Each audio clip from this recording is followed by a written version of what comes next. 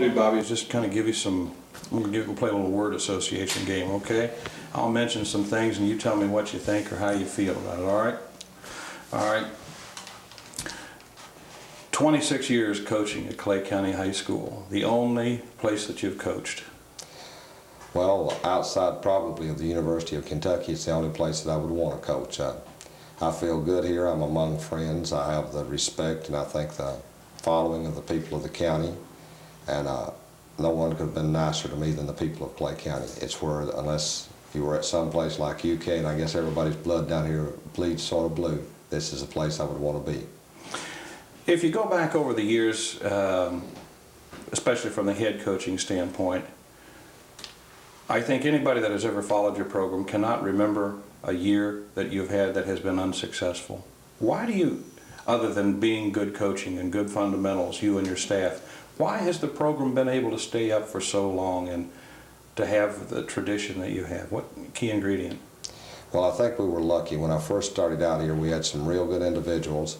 They were young boys. The first year I was here, we went 25-9. Now that was off of a year before. They'd gone 17-21. But we had 3 freshmen that were great individuals, and those 3 freshmen, even though they were young, they played well for us. They got us off on a winning tradition. They got the fans' mind back on basketball in Clay County, and over the years it just sort of blossomed. And I think our fans expect us to be competitive and to be good every year, and I think our boys try to respond to that. We set high goals for each one, and we expect them to come close to achieving those goals, and over the years it's worked well for us. Most of the young boys have responded very well. You talk about community support. Maybe you could expand on what exactly does that mean? Well, on the day of a game, it's the major thing that's going to be talked about here. When we have a home ball game, it's definitely going to be a sellout. When we go on the road, we can expect to have as many fans as the other team is going to have. And then our fans are going to talk basketball. And when fans talk basketball, you're going to see some little fellas, 6, 7, 8 years old, that want a basketball for Christmas. And some of those guys in about 5, 6 years are going to make you a basketball player. The community reaction to the state championship, the parade of people, the motorcade that you had after you won the state championship. I saw the film that the TV station in Hazard put together. That was a fantastic testimonial to you and the kids and the community. Well, it really was. The parade was around 17 miles long, and to be honest with you, we only got about 20,000 people in the county. I didn't think there were that many cars. And unless the people had lined up twice, I didn't think there were that many people. So they must have been catching us and going on ahead or something. But it was tremendous. And I will say this, I think it was probably, sometimes in the mountains you don't have that many things that you can actually be proud of, because your economy is not going to be ranked among the top in the state. Your educational system usually is struggling to stay up there where it's competitive. And when you come away with something that for one time you can say this county is #1 in the state in, it makes everybody in the county feel awfully proud, because if there's one thing that mountain people have pride. Well, you alluded to the pride and the mountain aspects of it. You and I have talked over the years about mountain pride and mountain tradition. Is mountain basketball different today, perhaps like it might have been 5 or 10 years ago? Well, I would say that most of the nation is just about the same. Now you see all the young people driving cars and with other things to do, so you don't have the number of people playing basketball like there was before. When I first took over coaching here, the first year I had 197 people come out for basketball. This year I had 21. When you were at the famous recipe tournament the first year, I believe the first year that we had it, you were the first phone call that we made, because we wanted to bring your tradition, we wanted to bring the pride, we wanted our people to see that. We stated at the banquet that we had that if our people could once see your kids play 32 minutes full out, they might not know how to respond. That's been a trademark, I think, of not only your ball club, but most of the mountain clubs. They really go after it 32 minutes. Well, I think our ball club in particular, we follow a philosophy that we're going to play an aggressive defense, we're going to play an attacking defense. We're going to press you at least 2/3 to 3/4 of the game. We're going to be up after you. We're not going to get caught up in a slow-down ball game, because we want to play with some speed and with some tempo. And sometimes it doesn't work to our advantage. Sometimes we force a team that's a very good team to play a little above their head by forcing them to move quicker. But that's the type of game we want to play, and that's the type of game that fans really enjoy. Our state tournament game last year in the finals, it wasn't a slow-down game, even though both teams were a little bit tired from their performance. But they went after each other hard, and they pressed hard. And it turned out to be, I think, one of the most exciting state tournament games of all. It's the type of game that we usually will play. Being a coach is difficult now. You get a lot of parental, sometimes, interference. There's some negatives from that aspect of being a coach. Being a coach's son could perhaps be difficult. Being a coach's daughter. But being a coach's wife, your wife Peggy, I'm sure she has really been a big force and a big supporter of Bobby Keith in many years that you've been coaching. Well, she's one of my biggest critics, but no one else can talk about me in front of her. She stands by me real well. Your son, Freddie, graduated from Eastern, now in law school. He's already passed his CPA. Somebody's doing something right at home. She did a good job with the kids, and I tried to help what I could. My other daughter, Stephanie, she's a graduate of Cumberland College, so I feel very proud of my two kids and my wife. Bobby, how about academics and athletics? It's certainly being stressed more and more and more. What can we do at the high school level to try to see that that continues? Well, over the years, we've checked our athletes here at Clay County High School very closely, and we found out that they average on the whole about 11 points higher than the average student body. That could be because we as coaches let the individuals know that we expect academics to be a very important part of what they do, and we expect good grades rolling in. We want to be able to say each year that we have 8 or 9 kids on our team that are honor roll students. This year we have 9 out of our 13 that make the honor roll almost every 6 weeks. And we like to point with those kids at pride. I can also point to, over the years, I've coached individuals that are now doctors, lawyers, CPAs, some great professions, and I'm proud of those boys. You're in it for the right reasons. I think that's obvious. The success that you've had in and out of the classroom, in and off the floor. But it isn't without its heartbreaks, too. You've had some tragedy with some young people in the last few years that have gone here to Clay County. You will have some individuals who things will happen to them. Our pivot here on the 85 team was killed in a wreck of a four-wheeler the summer after we were state runner-up, and that was a tragedy for the whole community because he was a young individual who in 3 days would be enrolling in college and had a great future in front of him. We had a cheerleader who developed meningitis when we were at the famous recipe tournament, and that was, of course, a big loss to the county. And things like that, it takes you a little while to overcome. We had a big 6'8" pivot that was a freshman that was going to be a tremendous individual that tore his knee up in a wreck of a motorcycle this summer, and we lost him. We thought he was going to be a great athlete. But over the years, we think that their participation in athletics will be very rewarding for them, and it will mean a great deal to them. And the major thing that we want them to learn is that hard work will make them successful, whether it's basketball or some other field of life. What does the name Red Campbell mean? Well, that's my assistant coach. He's been with me 18 years. He's been through me all the good things that have happened to us and a few of the bad, and he sticks right there. He's my right-hand man. If Bobby Keith wasn't a head basketball coach, if you had not gone into coaching, what would you have done? I think I would have been a lawyer. Now, of course, you have a very successful business in addition to being a coach. That has to be, I'm sure, a unique part of your life, too, to be able to combine retail business in with coaching. Well, I do run a retail store. It's been very successful for me. It gives me something to look forward to when I retire from the coaching and teaching, and it's not so competitive as the basketball end. The money comes much easier without so many heartaches. You've seen a lot of changes happen over the years. We've taken the seatbelt rule last year, and we've gone into a coaching box. We've got the three-point play. Are we messing with the game too much? Well, I like the seatbelt rule. That may sound funny, but I think it was a great rule because I think it gave the kids a chance to more or less take control of the game, because if a coach is up coaching all the time, he is taking control of the game. And one of the things that you want to do is to teach young people to be leaders, and the best way to do it is to have a coach sit down. I actually like the seatbelt rule, and I probably will be one of the few coaches to say that. The three-point shot, we use it a great deal in our games. I don't like it.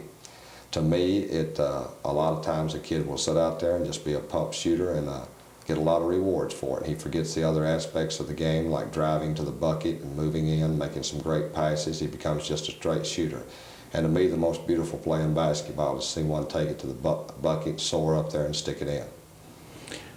What is a definition of a competitor in Bobby Keith's definition? I think a competitor is an individual who's willing to sacrifice of himself to make his team better. And maybe as a result, some player who's not so good receives a lot more credit, a lot more publicity, but that guy knows in his mind, I'm the one that's getting things done, offensively and defensively. The person who's willing to give of himself to make his team better. How about Kentucky basketball players at the high school level and their shooting ability? Your ball players shoot very well. Overall, probably in the last 10 years, our shooting percentage has gone down as a state somewhat. What is happening?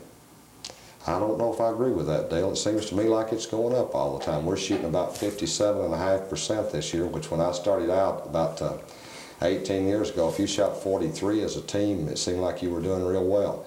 And for about the last 7 years, we've been above 50. It seems like everybody shoots the ball, to me, a lot better. And you go out in a lot of these ball games, it doesn't surprise you. A lot of times see teams shoot 70% for a half. Well, maybe you just draw out the best in everybody that plays against you because maybe we don't play any defense. that. Hold it. Sorry. Well, I know that isn't the case. I know that isn't the case. Give you a suntan, Coach. Yeah. Yeah. Keep hitting this line. Okay. Ready? Yeah, go ahead. Okay. Bobby, a lot of things that kind of come into my mind when we talked, if I could go back a little bit on the, sometimes parents being from an interfering standpoint. A young man or a young woman participating, a young lady participating at the high school level can really only play for one coach. And parents can really go a long way in really mixing their kids from the standpoint of, should I do what my father says, or should I do what my mother says, or should I do what the coach says? What advice could you give to parents of some young athletes that may be in the 3rd, 4th, and 5th grade right now?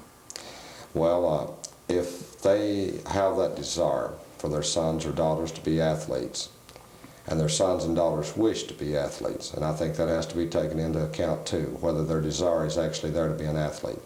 The best that they can do is provide them with good equipment, provide them with good encouragement, and sort of stand behind them. I don't really think that they need to be doing too much in the coaching line, because I haven't found too many parents who actually are beneficial in the advice that they give. When it goes past good encouragement and a good opportunity, I don't think most of the time that it does help. Of course, you as a coach see the kids in practice, you see them on a daily basis, and parents have a very difficult time being totally objective about their own children. You have the opportunity to be making the judgment based on minutes of practice and hours of practice. Well, I feel like that's true. As you say, I don't think any parent can be totally objective about their own kids. I can't about mine. I feel like I got the 2 greatest that ever lived, and somebody else is going to tell you their 2 are. So you can't be totally objective about your own kids. And as I said, the best thing is just to be a good cheerleader, be a good encourager, and do that in all aspects, because if they succeed in one thing, it'll pass over into others. If they succeed in academics, it's going to pass over into athletics. If they succeed in athletics, make it pass over into other fields as well, to where they become a total success. Bobby, what about the role player? The young man or the young lady that maybe is not a member of the starting 5, but they're still part of that 12-person roster. How do you go about dealing with, coaching, teaching these people? Well, it's difficult sometimes to take the role player, and you want to give them some encouragement. But I don't often give them maybe as much as you would think, because I think it's sometimes false to lift their hopes up and make them think that they're going to be great players that season. You have to be honest with them where they may fit in. Maybe they will start next year, maybe the year after. But I do feel like this. I think the role player has the opportunity to develop more than the star, because the role player will have to work hard for everything he gets. He will have to struggle. And maybe for an individual that it comes easy for, he'll never do those things. And as a result, he won't get as much out of it as the role player. Some of the best people that I have in this community were people who were role players for me. They went on to become engineers, doctors, lawyers, and they learned to put their nose to the grindstone and work hour after an hour with a little bit of reward and a little bit of praise. And actually, I think maybe basketball was worth more to them than it was to some of the individuals who were stars and never could adjust once they weren't a star anymore. How do you feel, Bobby, about the standpoint of there's more to just athletics than being able to participate, being able to score, being able to play defense? That one of the big factors that you really gain from it, especially at the high school level, is relationships that you build up with your teammates, the coaching staff. It's unless you have perhaps experienced, it's a how do I want to say, what term do I want to use anyway? Love probably plays as much a part of it as anything. That's the best word I could use. There's no question about it. You develop a relationship, and until you develop that relationship, I don't think you can ever be a great basketball team. To where your people just sort of have a feel for each other, to where they care about each other. And that's a feeling that is going to carry you a long way, because most all the jobs that you go into, it'll be a matter of teamwork and a matter of cooperation with other employees that you have around you. And once a kid learns that in athletics, it carries over into other fields. And as you said, unless you've ever been a member of an athletic team, I don't think that anyone could fully understand just exactly how the players feel about each other, how they feel about their coaching staff, and just sometimes how great they can become as a team when everything that they put together just sort of boils into one thing, making our team better. Bobby, we talked about Bobby Keith, the individual, just a few minutes ago, talking about what would you perhaps gone into had you not gone into coaching. Let's try to examine Bobby Keith. What kind of person is Bobby Keith? When you look in the mirror, what do you see? I know you see a winner. An old gray-headed guy, I think. Well, I don't know, that's a pretty complex question, I guess. I have simple values, simple beliefs, that you work hard, that you're honest, that you're fair with your fellow man. And if you do those things and work as hard as you can, as long as you can, sometimes something good's going to happen to you. Looking back at some of the most positive things that have happened to you, other than the obvious, the state championship, can you single out anything stand out in your mind? Well, I've had a lot of outstanding moments in coaching. There's no question about it. Probably more than any one individual has a right to deserve. And over the years, it would be hard to single out any of them. Of course, you got a few things that are just great. Your first regional championship always sticks in your mind when you're going to take your first team onto the Rupp Arena or Freedom Hall, wherever it happens to be held, to participate in the Sweet 16. And then, of course, last year's state championship. Nothing can be greater for a high school coach than coming away as a state champion, because a lot try and very few make it. Well, I'm sure a lot of people don't really realize that within about less than a year, Bobby Keith won a state championship. Bobby Keith had a quadruple bypass, and Bobby Keith is still coaching right now as strong as ever. Bobby, talk about, if you can, when did you first notice maybe some chest pains or having problems? Well, probably 4 or 5 years ago, I noticed my endurance was going down, and that I didn't have the stamina that I had, and I had some pain in the chest, and just gradually over the years got worse. And I was fortunate enough that I found out that I had 200% clogged arteries in the heart. The other one was 90% clogged, and caught it just in the nick of time before I had any major problems. And it makes you realize when something happens to you like that, actually there are a lot more things that are more important than basketball. And it also makes you realize that, like my two doctors, Dr. Joseph Harkness and Dr. Thomas Donahue, they do about 10 operations a week and probably save 10 people's life a week, and nobody hears very much about them, yet Bobby Keith wins a ball game and somebody's talking about it. And those two guys are really doing something important, Dale. Well, I think Bobby Keith is doing something important too. You're developing people. You've had a very, very strong success rate at developing people. Well, thank you. Bobby, how about the fact that you did go through the operation? Did you and Peg sit down and talk it over about, well, I'm going to go back next year. I'm going to go back and I'm going to coach again? Well, as I said, I picked out a guy who had a 99.5 winning ratio. That was his percentage of success. I got the best one I could find. And he said, you got no problems. I've never lost one like you that's as healthy as you seem to be. And he hung in there and he did the job. That's got it. Is that okay? That's fine with me. That's if that'll- any.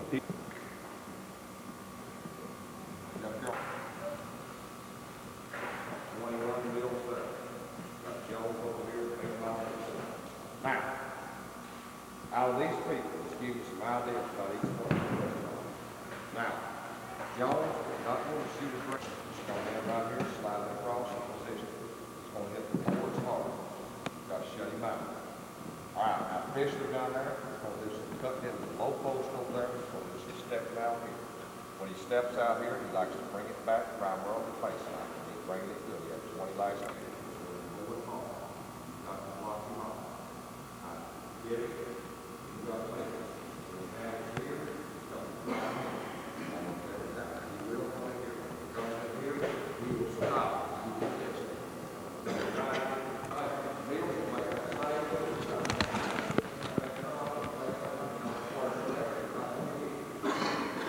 Now, let's go back and take a look at that again. All right.